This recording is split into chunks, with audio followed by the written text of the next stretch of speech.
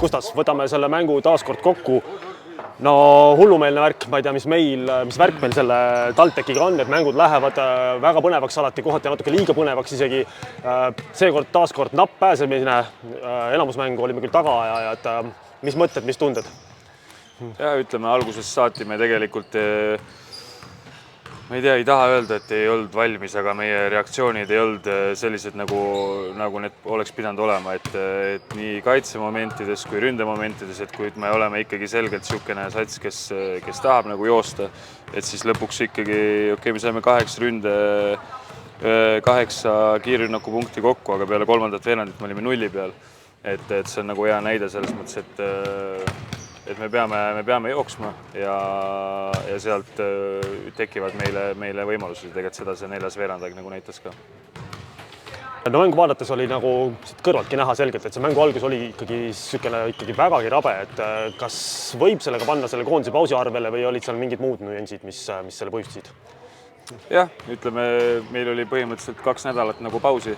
Et esimene nädal sellest me tegelikult niisuguse korvpalli osa küll nagu oli, aga ütleme 5-5 korvpalli kui sellist me pigem nagu mängisime vähem sellel ajal, kui Brett oli koondise juures ja too järgmine nädal oli ka selline, et ega see võistluskorvpall ja trennikorvpall on 2 erinevat asja, et eks ta natukene sinna võis minna küll, et ja seda me tegelikult toonitsime ka, et me ei peaks nagu paanikasse minema alguses, et me ootame seda oli selles mõttes oodata, et see algus ei ole just lihtne ja ütleme, rünnaku pool oligi pigem meil keeruline, et selle tõttu, et me rünnakul tegelikult häid lahendusi ei saanud tänu sellele, nemad said nagu jooksma ka, et eks seal selles mõttes mingi efekt oli, aga eks lõpus me kõik võistleme ühtedel alustel. Peab tõenäoliselt ka ikkagi väga selgelt mütsi maha võtma siin mõningate meeste ees.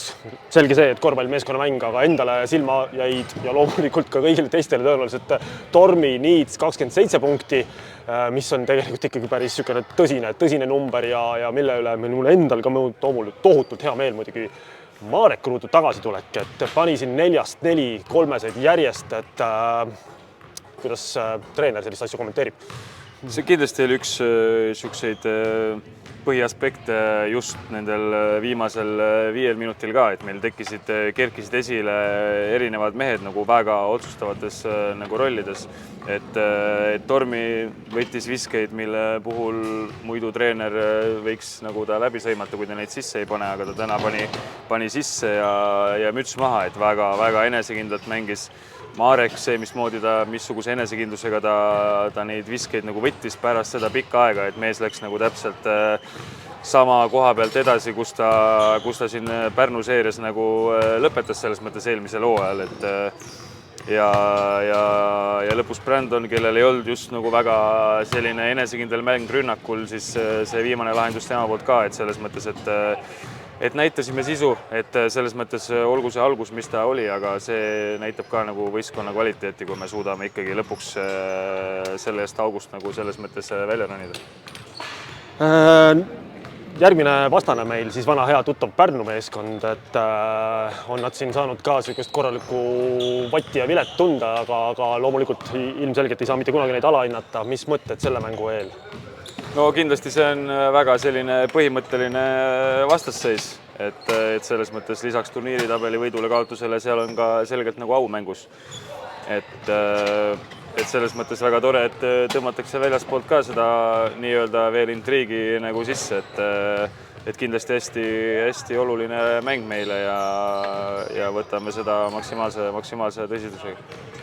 No nii, sellega tõmbame siis ka alla joone Movembrile ja juba homsest hakkavad käima päkapikud.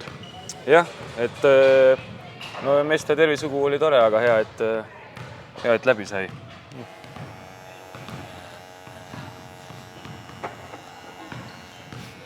Purgis. Aga aitäh sulle ja kõike head. Aitäh.